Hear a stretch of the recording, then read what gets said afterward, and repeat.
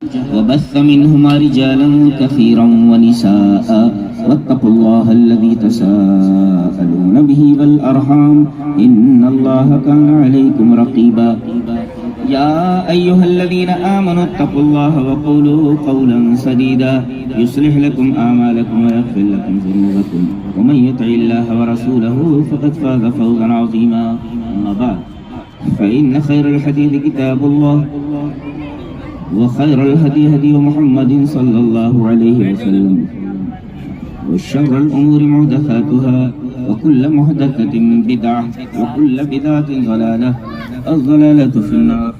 أعوذ بالله من الشيطان الرجيم بسم الله الرحمن الرحيم.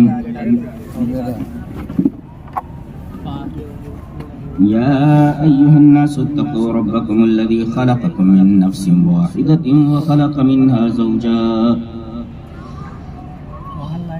حضرات علماء کرام، محترم بزرگوں، نوجوان بھائیوں، پیارے بچوں، پردہ-نشین ماں بہنوں،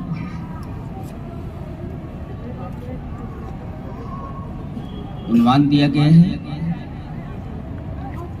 حقوق الزوجین،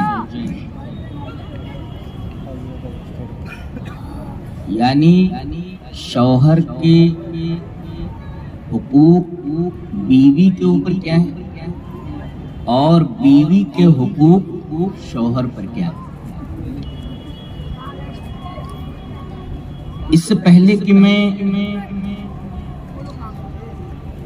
ان حقوق کی تفصیل کی طرف آؤں،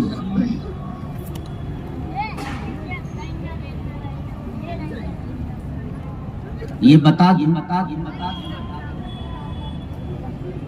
کہ اللہ تبارک و تعالی نے عورت کی بڑی تکریم فرمائی، اسے بڑی عزت بخشی. آپ کو سن کر حیرت ہوگی کہ عربوں کا یہ مزاج ہے کہ وہ سر محفل عورت کا نام نہیں لیتے، وہ عورتوں کے تعلق سے اتنے غیور واقع ہوئے ہیں.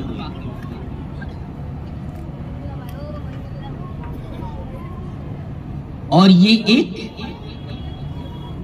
بہترین مزاج کی طرف اشارہ ہے. اللہ تبارک و تعالی نے پورے قرآن حکیم میں کہیں کسی عورت کا ذکر نہیں فرمایا ہے نام لے کر، سوائے مریم. جی، موسیٰ علیہ السلام کی والدہ کا جب ذکر آیا تو کہا ام موسیٰ، وَأَصْبَحَ فُوَادُ ام موسیٰ فارغا، نام نہیں لیا. لوط اور نوح کی بیویوں کا تذکرہ آیا، نام نہیں لیا. امرات نوح کہا، امرات لوط کہا. اور آپ کو سن کر مزید حیرت ہوگی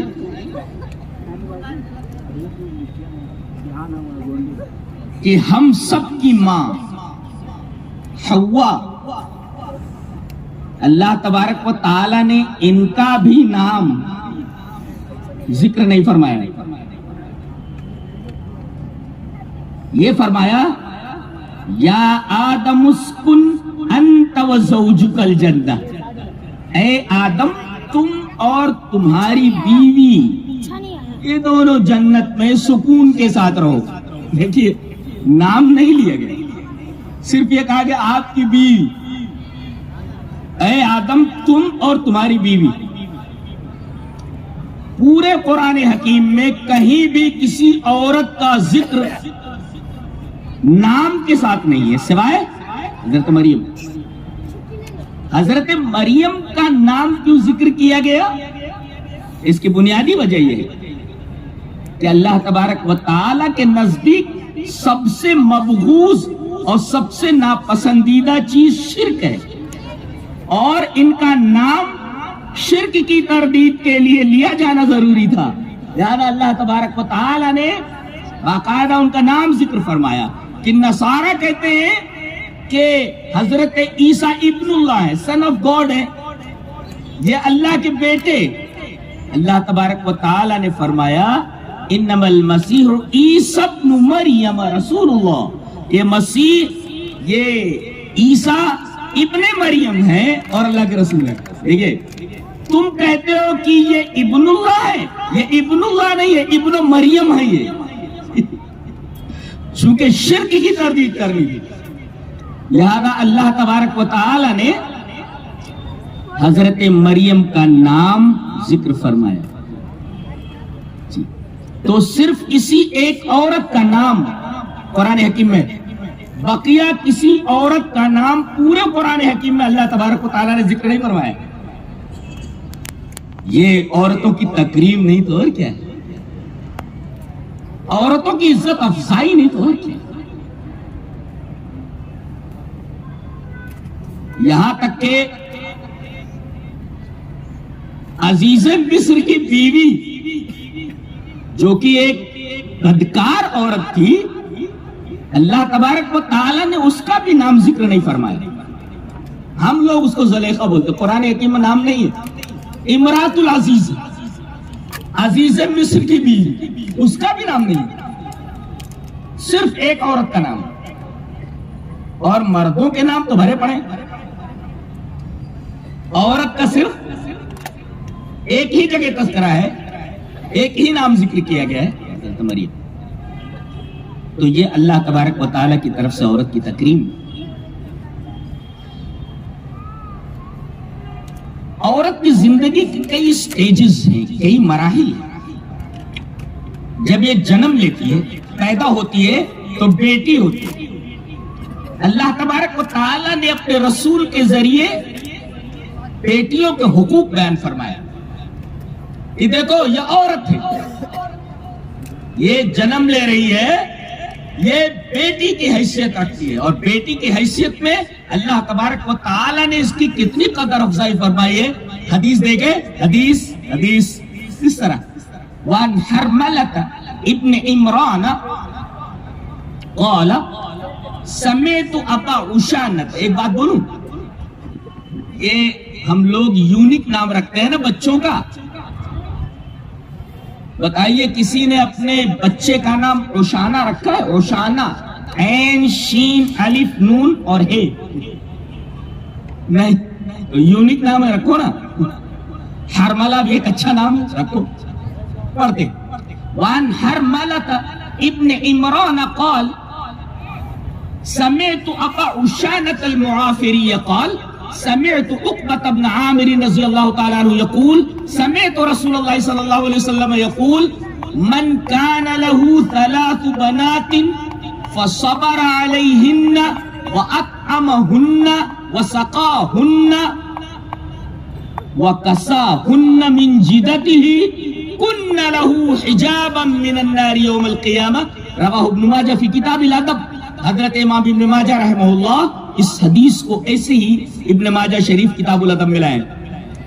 نبی اکرم صلی اللہ علیہ وسلم نے ارشاد فرمایا کہ جس شخص کی 3 بیٹیاں ہوں اور ان بیٹیوں کے لیے وہ صبر کرے، پالے پوسے، اطعمہن ان کو کھلائے، وسقاہن اور پلائے، وکساہن من جدتہ اور اپنی وسعت کے مطابق اس کو پہنائے. جدتن ایسا آتن، اپنی وسعت کے مطابق اس کو پہنائے، کھلائے پلائے، اپنی طاقت کے مطابق اس کو کپڑے پہنائے. تو کن لہ حجابا من النار یوم القیامہ، قیامت کے دن یہ بیٹیاں اس کے لیے جہنم سے آڑ بن جائیں گی. جہنم اس طرف ہے، بیٹیاں کھڑی ہو گئی ہیں کہ باپ جو ہے وہ جہنم میں نہ جائے، آڑ اور حجاب بن کر کے کھڑی ہو گئی ہے. یہ بیٹیوں کی فضیلت ہے. اور ماں کی حیثیت میں تو اللہ اکبر، اس کا کیا مقام ہے. آئیے دیکھیں حدیث دیکھیں، حدیث اس طرح وعن ابی ہریرہ رضی اللہ تعالی عنہ قال جاء رجل الى رسول اللہ صلی اللہ علیہ وسلم فقال یا رسول اللہ من احق الناس بحسن صحابتی قال امک قال ثم من قال ثم امک قال ثم من قال ثم امک قال ثم من قال ثم امک قال ثم من قال ثم ابوک. رواه البخاری فی کتاب الادب. حضرت امام بخاری رحمہ اللہ اس حدیث کو کتاب الادب میں لائے. راوی حضرت ابو ہریرہ ہے.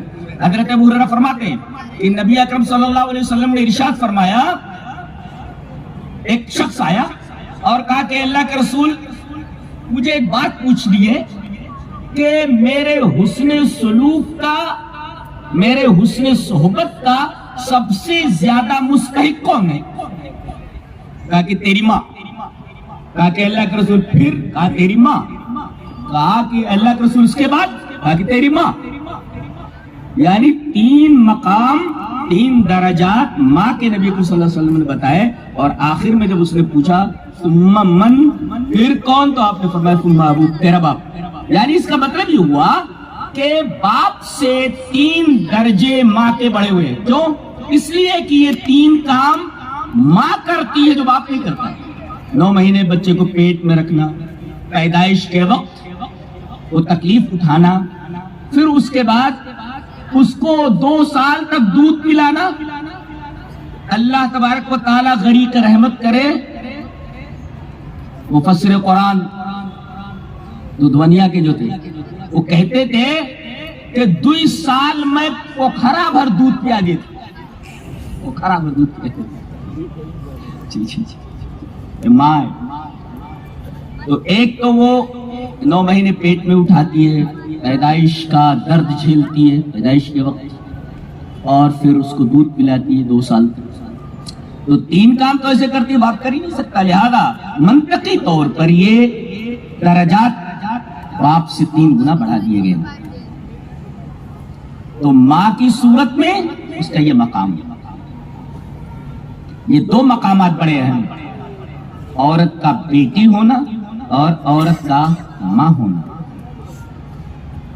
اب اس کے بعد بیوی کا حق کیا ہوتا ہے، بیوی کسے کہتے ہیں؟ ایک بات اگر آپ کی سمجھ میں آ جائے تو بہت اچھا ہے. ایک ہے لفظ نکاح اور ایک ہوتا ہے لفظ زواج. دونوں کا مطلب ہوتا ہے شادی، لیکن دونوں میں فرق ہے. فرق یہ ہے کہ نکاح میں پیچھا چھوٹ جانے کا امکان ہے. پیچھا چھوٹ جاتا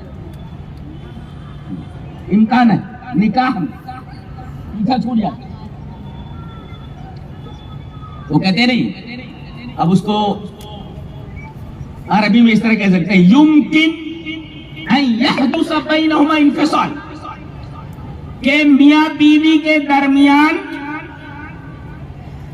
جدائی ممکن ہو تو وہاں لفظ نکاح استعمال کیا جاتا ہے. جی اس کی دلیل یا ایھا الذین آمنوا اذا نکحتم المؤمنات ثم طلقتموہن، اے ایمان والو جب تم نکاح کرو مومنہ عورتوں سے پھر انہیں طلاق دے دو. دیکھیے نکاح کے بعد طلاق کا لفظ آیا ہے، یعنی نکاح میں انفصال ممکن ہے، جدائی ممکن ہے. لوگ کہتے ہیں پیچھا چھوٹ جاتا، پیچھا چھوٹ جاتا. نکاح میں پیچھا چھوٹ جانے کا امکان ہے. بیوی نے اپنے شوہر سے کہا کہ جی سنتے ہو؟ بولے ہاں سنتا ہوں. بولے وہ تمہارا ایک دوست جو ہے وہ کل مجھے سر سے پیر تک بڑے غور سے دیکھ رہا تھا، میرے سراپا کا جائزہ لے رہا تھا. تو شوہر نے کہا وہ میرا دوست جمیل ہوگا. بولے تم کو کیسے پڑتا ہے؟ بولے کباڑی ہے وہ،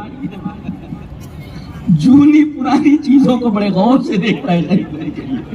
عورت نے بیلن اٹھایا، یہ بھاگے گھر میں سے. جی جی. تو یا ایھا الذین آمنوا اذا نکحتم المؤمنات ثم طلقتموہن، نکاح کے اندر فصل انفصال کا امکان ہوتا ہے، لیکن زواج کے اندر پیچھا نہیں چھوٹتا.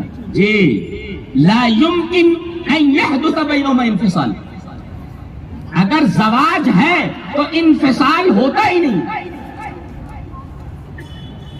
اسی وجہ سے جنت میں جب شادی ہوگی تو وہاں پر کہیں بھی نکاح کا تذکرہ نہیں ہے، ہر جگہ زواج ہی کا تذکرہ ہے۔ اور عجیب بات تو یہ ہے کہ ایک جگہ اللہ تبارک و تعالی نے اپنے نبی کی ایک بیوی کا تذکرہ جب کیا، چونکہ یہ نکاح، یہ شادی غیر معروف طریقے پر ہوئی تھی، اللہ تبارک و تعالی نے فرمایا میں نے تمہارا نکاح زینب سے کر دیا، بس نکاح ہو گیا۔ چونکہ یہ اللہ تبارک و تعالی کا ارشاد تھا، زوجناکہا، بڑا بہترین نکتہ ہے اگر سمجھ میں آ جائے کہ اگر دنیا کے زواج کا تذکرہ ہے، دنیا کے شادی کے لیے اگر زواج ہے تو وہاں متعدی بدو مفعول ہے، متعدی بدو مفعول ہے جی، زوجناکہا جی۔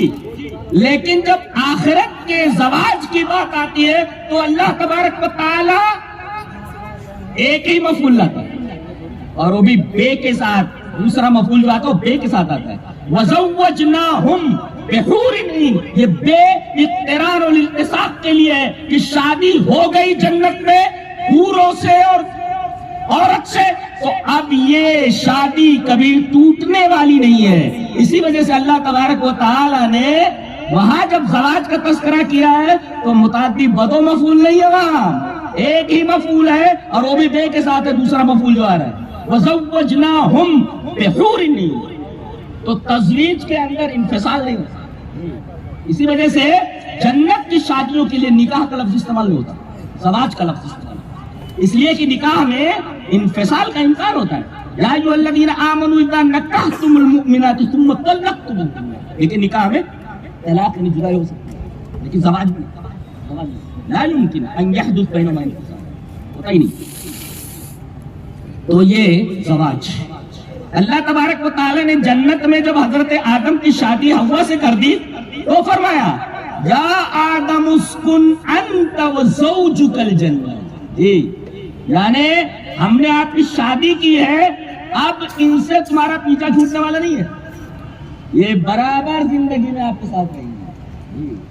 یا آدم اسکن انت وزوجک الجنہ، جی جب شادی ہو جائے گی جنت میں تو پھر وہی رہیں گے ہمیشہ کے لیے، اور وہاں کوئی بوڑھا بوڑھا تھوڑی ہوگا، بوڑھا نہیں ہوتا، جوان ہوتا۔ اللہ، بڑی شاندار نعمتیں اللہ تبارک و تعالیٰ نے مبارک رکھی۔ یہ نکاح اور زواج کا جو لفظ ہے شادی کے لیے جو آتا ہے اس کے درمیان ایک فرق تھا جو میں نے آپ کے سامنے بیان فرمایا۔ تو عورت کے کئی مراحل ہیں، اس کی زندگی کے کئی سٹیجز ہیں۔ ایک سٹیج میں نے بتایا، ایک مرحلہ میں نے بتایا کہ بیٹی کا مرحلہ ہے، اور ایک بتایا میں نے کہ وہ ماں کا، اور دونوں کی کتنی قدر افزائی کی گئی ہے ان دونوں حدیثوں سے جو پڑھی گئی واضح۔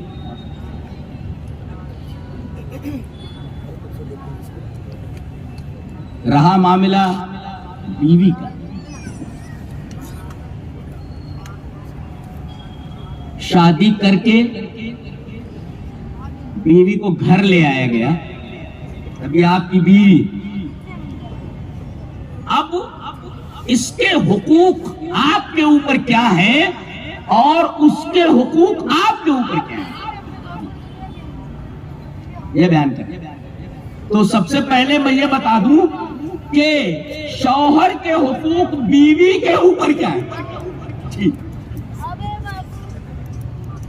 اس لیے کہ مرد کا حق بڑا ہوا ہے نا، تو پہلے یہ بیان کریں ہم کہ شوہر کے حقوق بیوی کے اوپر کیا ہیں، بیوی کو وہ کون سے حقوق ہیں جو ادا کرنے ہیں۔ سب سے پہلا حق خدمت الزوج، شوہر کی خدمت کرے، اس کو بہت غور سے سنیے جی۔ بہت سی پڑھی لکھی لڑکیاں جو عالمہ ہو جاتی ہیں وہ طرح طرح کے مسئلے درمیان میں لاتی ہیں جی، تو یہ میں واضح کر دیتا ہوں کہ بیوی کے اوپر شوہر کا پہلا حق یہ ہے کہ وہ شوہر کی خدمت کرے۔ چلیے اس پر ایک بہت ہی پیاری حدیث آپ حضرات کو گوش گزار کرتا ہوں۔ حدیث اس طرح وَعَنِ الْحَكْمِ، بہت غور سے سنیے، وَعَنِ الْحَكَمِ قَالَ سَمِعْتُ ابْنَ أَبِي لَيْلَى قال حدثنا علی رضی اللہ تعالیٰ عنہ ان فاطمة رضی اللہ تعالیٰ عنہا شکت ما تلقى من اثر الرحى فأتى النبي صلى الله عليه وسلم سبي فانطلقت فلم تجد فوجدت عائشة رضی اللہ تعالیٰ عنها فأخبرتها فلما جاء النبي صلى الله عليه وسلم أخبرته عائشة بمجيء فاطمة فجاء النبي صلى الله عليه وسلم إلينا وقد أخذنا مضاجعنا فذهبت لأقوم فقال على مكانكما فقعد بيننا حتى وجدت برد قدمي على صدري وقال ألا أعلمكما خيرا مما سألتماني اذا اخذتما مضاجعكما تكبرا 34 وتسبحا 33 وتحمدا 33 فهو خير لكما من خادم رواه البخاری فی کتاب المناقب. حضرت امام بخاری رحمہ اللہ اس پوری ایک لمبی حدیث کو کتاب المناقب میں بخاری شریف میں ایسے ہی لائیں. بہت غور سے سنیے.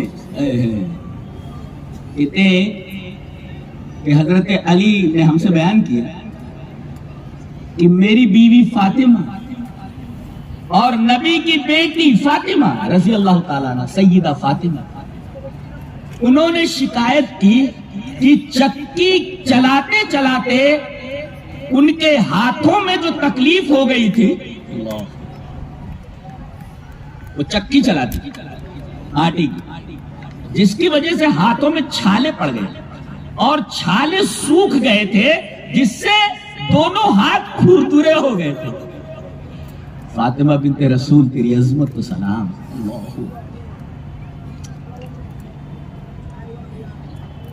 مجلت یداہ،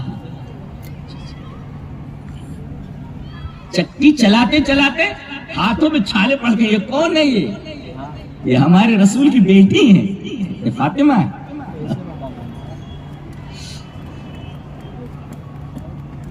دل تڑپ، اتنا بڑا نبی ہے، اتنی بلندی پر بلایا گیا، بیٹی کو دیکھو کتنی تکلیف ہے. انہوں نے شکایت کی جو ہاتھ میں میرے بہت تکلیف ہو رہی ہے.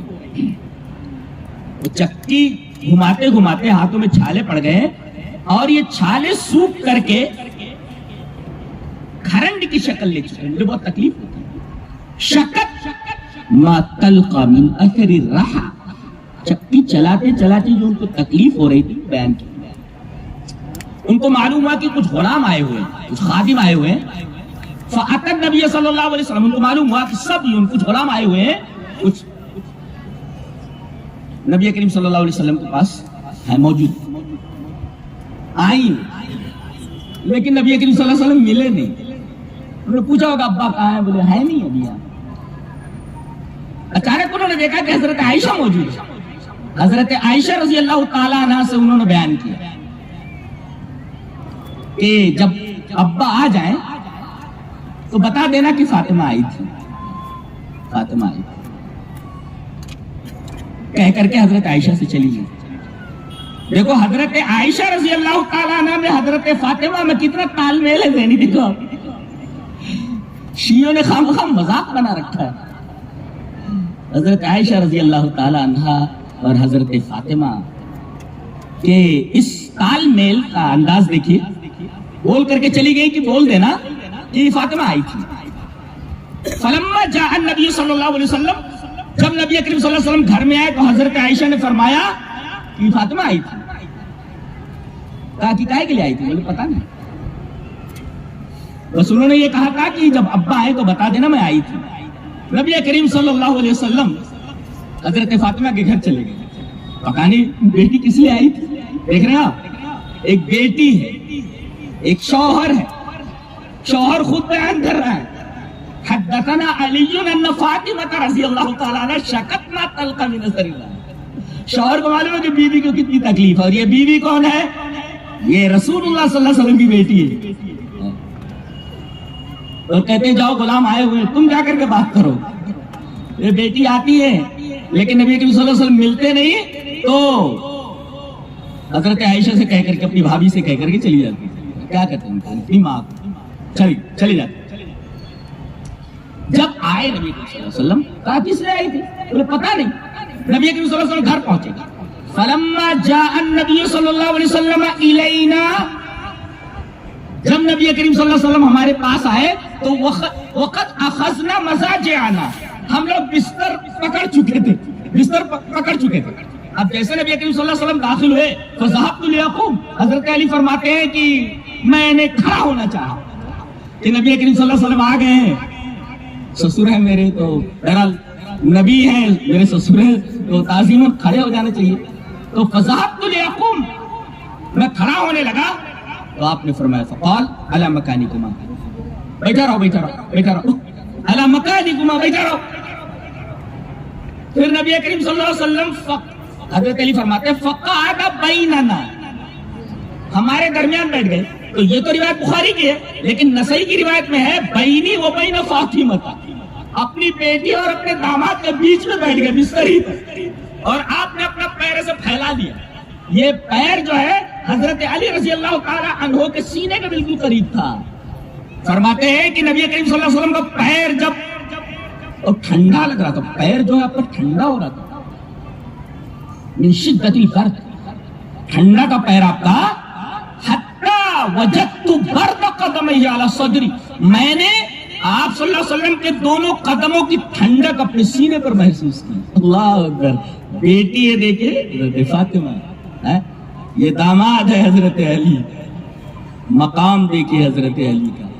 کہتے ہیں کہ ہم لوگوں کے ہاں علی کی تعظیم نہیں ہے، ہم لوگوں کے ہاں فاطمہ کی تعظیم ہے. اللہ اللہ. بخاری کو حضرت فاطمہ کا مقام معلوم ہے، حضرت علی کا مقام معلوم ہے. امام بخاری اس کو کتاب المناقب میں لا رہے. معلوم ہے آپ کو منقبت ہے یہ حضرت علی رضی اللہ تعالیٰ عنہ حضرت فاطمہ کی مناقب میں ہے. یہ بخاری سے ان کو دشمنی ہے، اہل حدیثوں سے دشمنی ہے. اللہ دل تڑپ اٹھا حضرت فاطمہ رضی اللہ تعالی عنہا کی اس حالت کے اوپر، اور حضرت علی رضی اللہ تعالی عنہ کے مقام کو دیکھ کر کے کہ نبی کریم صلی اللہ علیہ وسلم اپنی داماد اور اپنی بیٹی کے بیچ میں بیٹھے ہوئے اور آپ نے پیر پھیلا لیا ہے. یہاں تک کہ حضرت علی فرماتے ہیں کہ میں نے آپ کے دونوں قدم مبارک کی ٹھنڈک اپنے سینے پر محسوس کی. مقام ہے حضرت علی رضی اللہ تعالی عنہ. یہ تعظیم ہے اہل حدیثوں کے نزدیک، یہ عظمت ہے حضرت علی کی، یہ عظمت ہے حضرت فاطمہ کی. اللہ اکبر.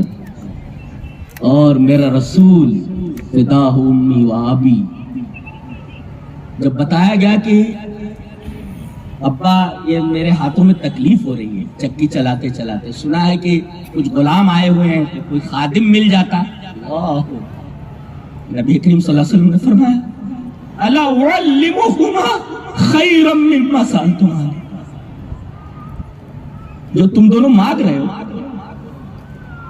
یعنی غلام خادم، میں خادم سے اچھی چیز تمہیں نہ بتا دوں نہ سکھا دوں. ضرور اللہ کے رسول.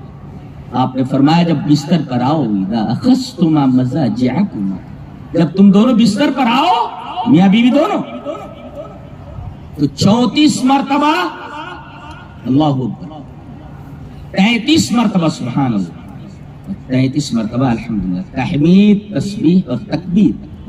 آپ نے فرمایا فَهُوَ خَيْرٌ لَكُمَا مِنْ خَادِمٍ، تمہیں خادم چاہیے، غلام چاہیے خدمت کرنے کے لیے، یہ تسبیح تحمید اور تکبیر یہ خادم سے بہتر ہے.